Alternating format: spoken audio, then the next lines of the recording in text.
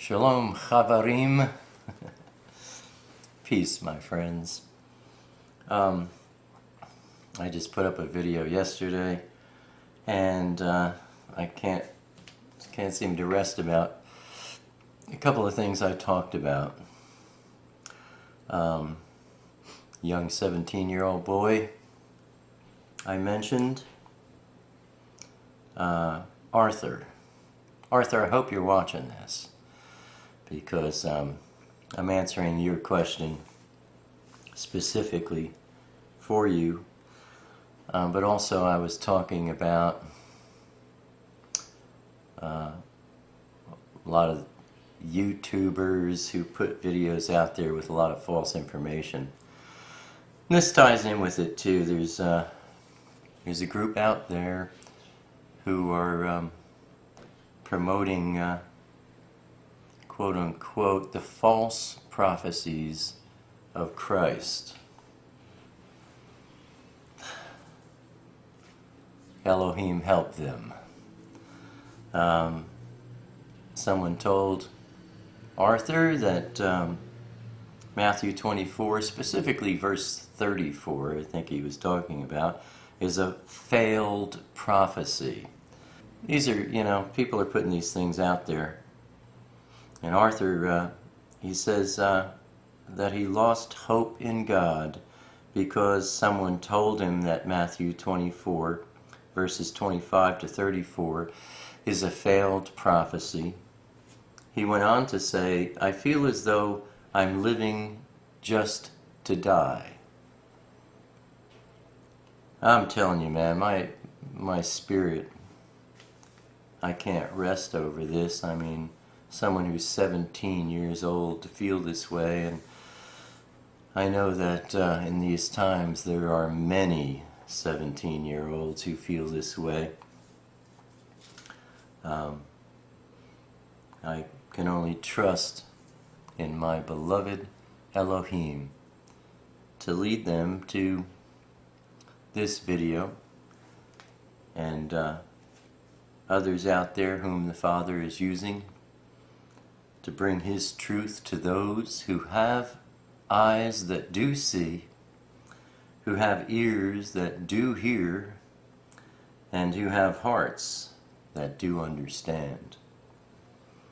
These people who are talking about failed prophecies, there are no failed prophecies in the Word. There are prophecies that have not yet been fulfilled yet, but every single prophecy that's been fulfilled to such staggering detail and accuracy that the only way anyone could think that it's possible for any of Elohim's prophecies to fail would be that they're not familiar with the book. And these people who are promoting Matthew 24, Matthew 16, and I suppose others as failed prophecies, I guess they think that the Word was written in English, or worse yet, King James English, Old English. The Word was not written in English. And there is where these people get away with saying that a scripture means something when it doesn't. And I'm going to point that out. But also, they usually, when someone promotes a lie using the Word, they usually only use one sentence from the Word. And where two or more are gathered, there I will be also, the Master says. It takes two witnesses to establish a thing. It takes two scriptures to make a point. So whenever you hear anyone saying anything and they're only using one short scripture, stay away from them. Better yet, as I said in my video yesterday, Get to know the Word yourself. That's what I'm here for. I've got over 150 videos on YouTube right now. Listen to all of them. Watch all of them. And you'll get an understanding of the Word that will give you the kind of understanding that stops you from being fooled by fools.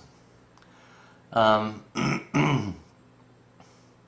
want to thank David. Thank you, David, for pointing me at the refinersfire.org,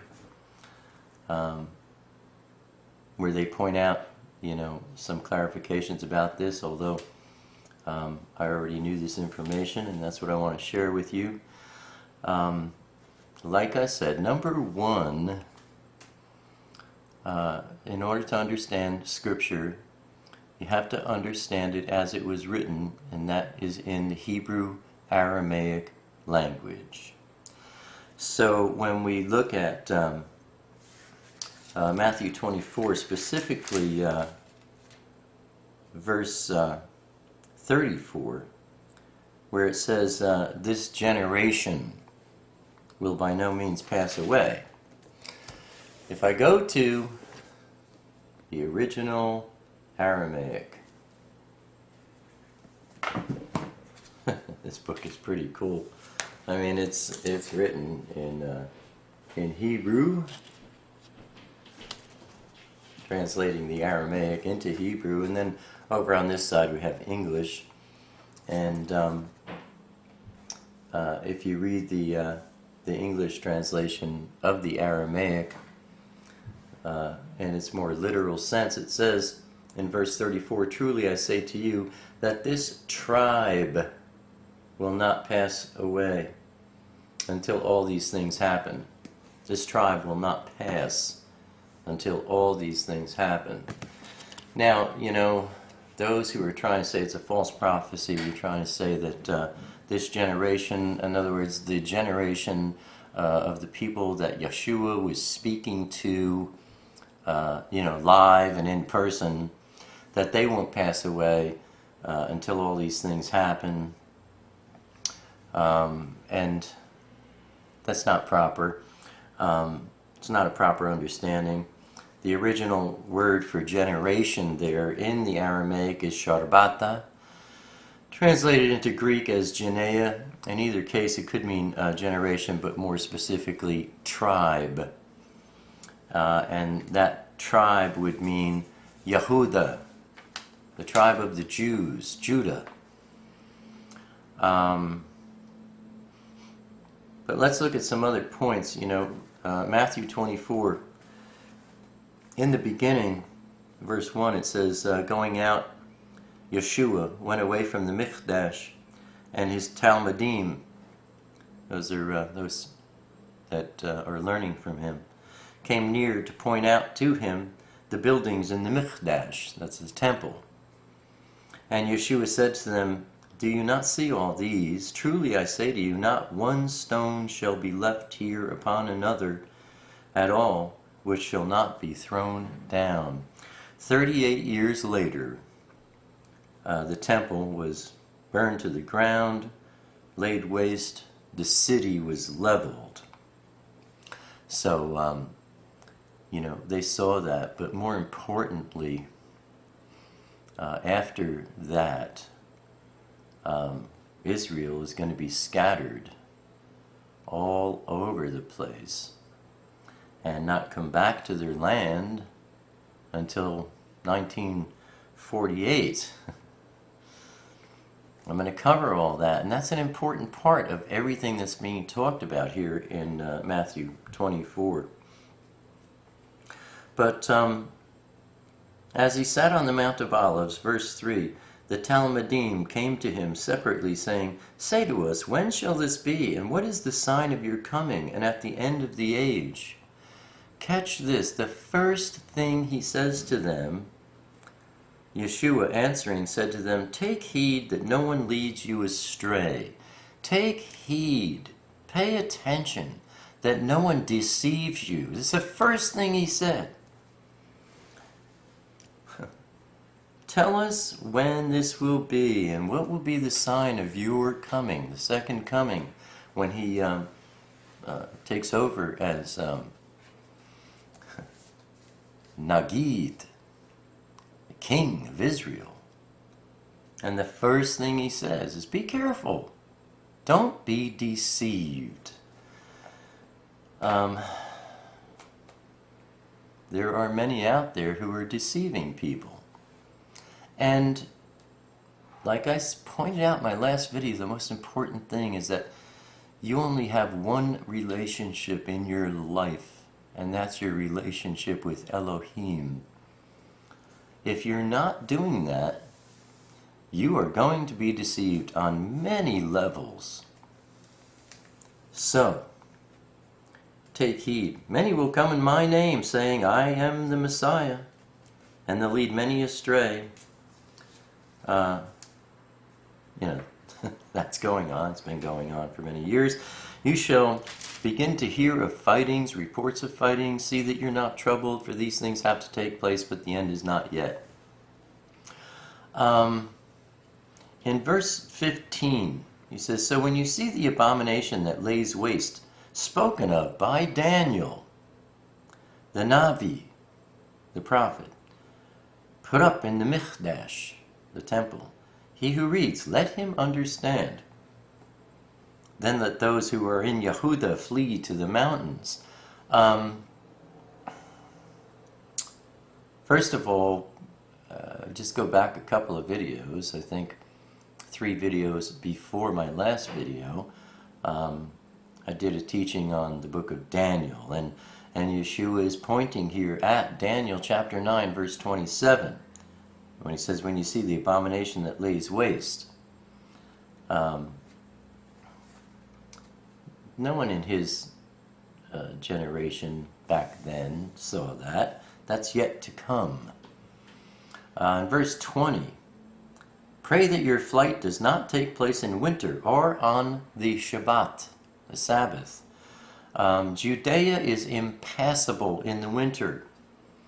Satan knows that Israel must ask Yeshua to return before he can return.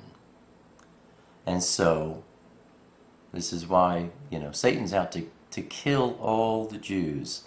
Look at history. Look at how the Jews have been beaten down in so many ways. Senselessly. I mean, it doesn't make any sense. But Satan wants to wipe them off the earth. Why? Because Yeshua said, I won't come back until you call out for me.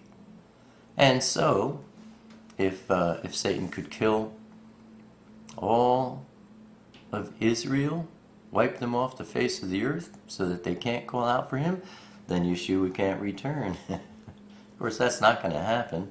That's what the 144,000 are all about in the book of Revelation. I have more than 20 videos, a whole series in my playlist. If you want to study the book of Revelation, please do that. The 144,000, those are protected from the hand of the enemy, and they do call out for Yeshua, and that's when the second coming occurs. Take a quick peek at Deuteronomy chapter 4, verse 30.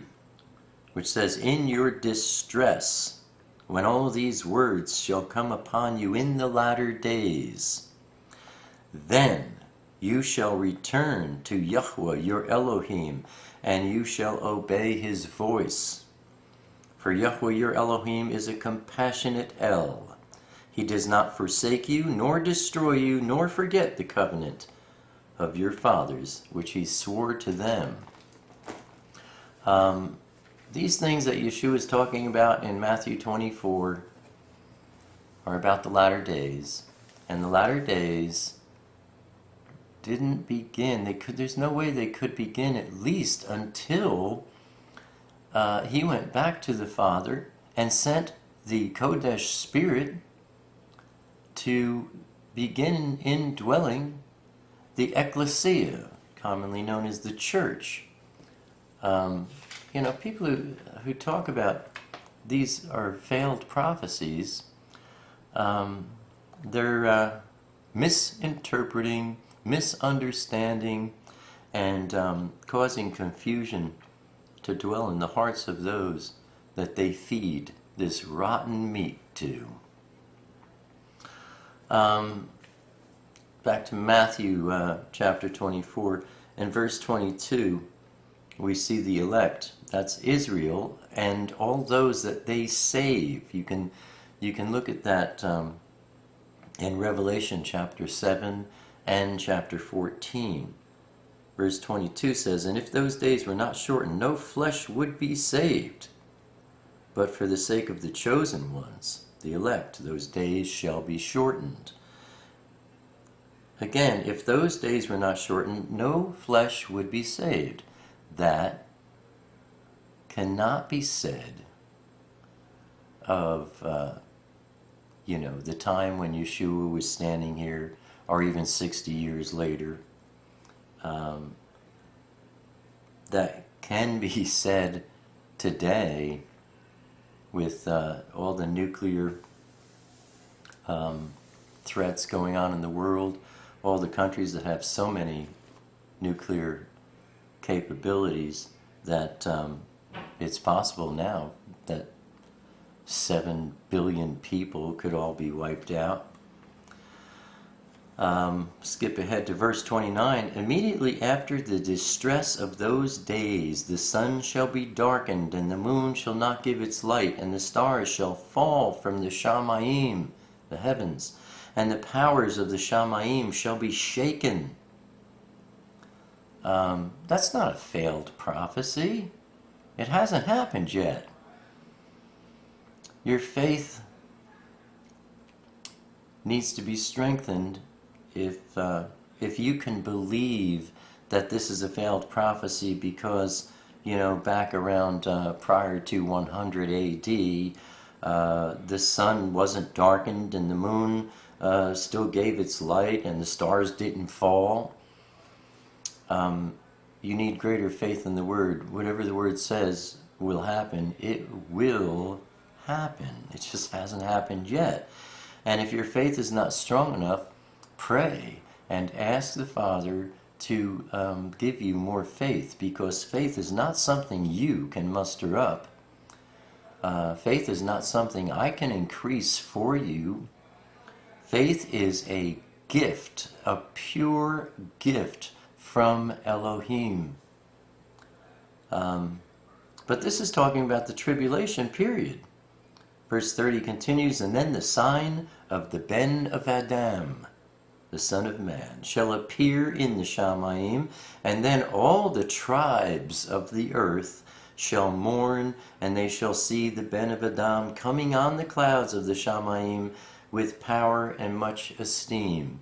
These people who say that this is a failed prophecy, one day they will stand and they will see these things happening in the skies above them, and they will see Mashiach coming, and they will mourn with a greatness they never dreamed imaginable. Verse 31, "And he shall send his messengers with a great sound of a trumpet, and they shall gather together his chosen ones from the four winds, from one end of the Shamayim to the other." This is talking about the second coming, not about the harpazo, commonly called the rapture. Verse 32, he says, "Learn this parable from the fig tree. When its branch has already become tender and puts forth leaves, you know that the summer is near. So you also, when you see all these, know that he is near at the doors." The fig tree. Learn this parable from the fig tree. The fig tree is Israel. Verse 34, "Truly I say to you, this generation, this tribe, Yehuda, shall by no means pass away until all this takes place." Jeremiah chapter 24, verses 5 through 7 says, "Thus said Yahweh, the Elohim of Yisrael, like these good figs, so do I acknowledge the exiles of Yehuda, whom I have sent out of this place for their own good into the land of the Kasdites. And I shall lay my eyes on them for good, and shall bring them back to this land. They hadn't left it yet when Yeshua was talking to them in Matthew 24. And I shall build them and not pull them down, and shall plant them and not pluck them up, and I shall give them a heart to know me, that I am Yahweh. And they shall be my people, and I shall be their Elohim, for they shall turn back to me with all their heart. Also, back just a little bit, Matthew chapter 21, verse 33. Hear another parable.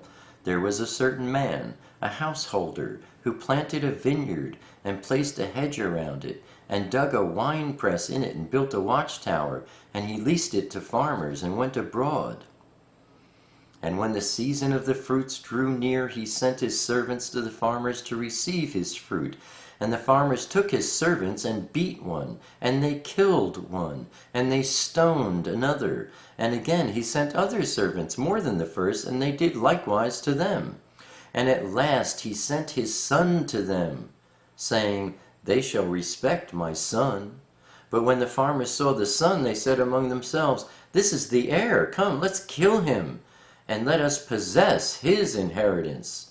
And they took him and threw him out of the vineyard and killed him.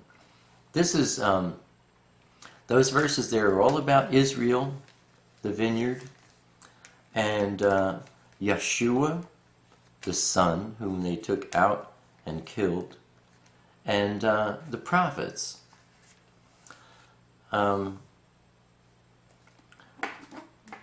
Further, I just want to go on a little bit with verse 35. The Shamayim, that's the heavens, and the earth shall pass away, but my words shall by no means pass away. People are saying, oh, you know, the earth and the heavens haven't passed away. This is a false prophecy. Come on, man. Get a grip. Believe this word to be true, and believe such men whom you don't even know must be liars. 36. I said earlier that he was talking about the second coming, not the harpazo, also known as the rapture. Verse 36 is talking about the rapture, the harpazo. But concerning that day and the hour no one knows, not even the messengers of the Shamayim, but my Father only. And as the days of Noah, so also shall be the coming of the Ben of Adam. That's yet to be seen. The days of Noah involved the Nephilim. I have videos about the Nephilim. Go dig in on those. For as they were in the days before the flood, eating and drinking, marrying and giving in marriage, and that could be referring to the fallen angels, marrying women, until the day that Noah entered into the ark, and they didn't know until the flood came and took them all away, so also shall be the coming of the Ben of Adam. Then two shall be in the field, one's taken, one is left. Harpazo, rapture. Two shall be grinding at the mill, one is taken, one is left. Watch therefore, for you don't know what hour your master is coming. You notice two are in the field, that's the afternoon. Two grinding at the mill, that's the morning. Women grinding meal, preparing to make bread for the day. It's early in the morning. Later on he says two are in bed, one's taken, the other one's left. That's at the evening. So it's showing how the harpazo happens morning, afternoon, evening. Not three events, but you know, in one place on the planet it's morning. Another place it's afternoon. On the other side of the planet it's evening. People are taken, and depending on where you are on the earth, it could be morning, could be afternoon, could be night. Verse 45, who then is a trustworthy and wise servant, whom his master put over his household to give them food in season. Baruch, blessed is that servant whom his master, having come, shall find him so doing. Truly I say to you that he shall put him over all his possessions.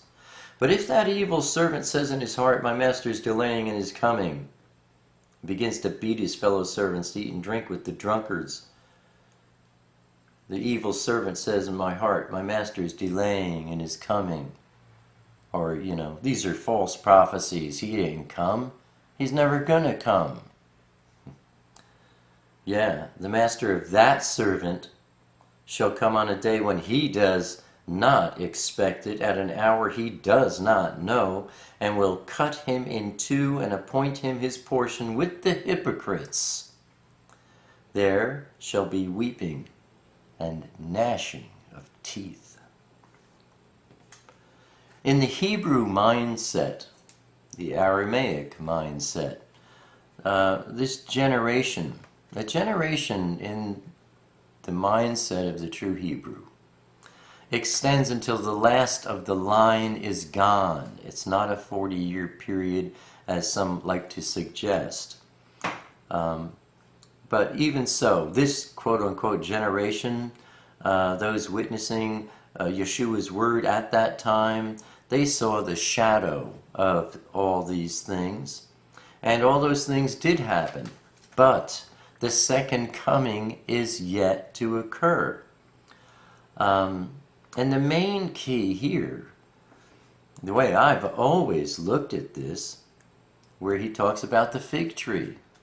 When you see the fig tree getting blossoms, that's referring to Israel. When you see all of the Yahudim returning to Israel, then you know that we're entering this time frame that he's talking about, where all these things are going to be repeated in a much grander scale. And that would be May 14th, 1948.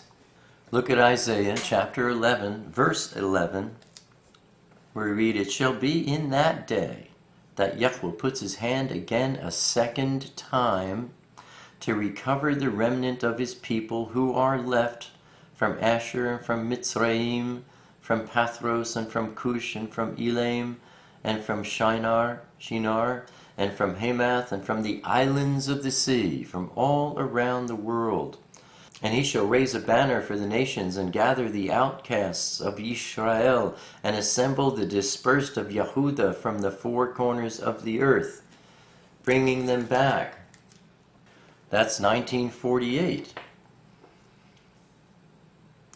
It says it'll be in that day that Yahweh puts his hand again a second time to recover the remnant of his people. Second time.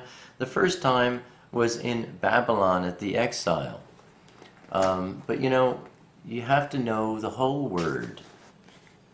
And if you do know the whole word, also look at Isaiah chapter 60, verses 1 through 22. Look at Isaiah chapter 61, verses 4 through 9.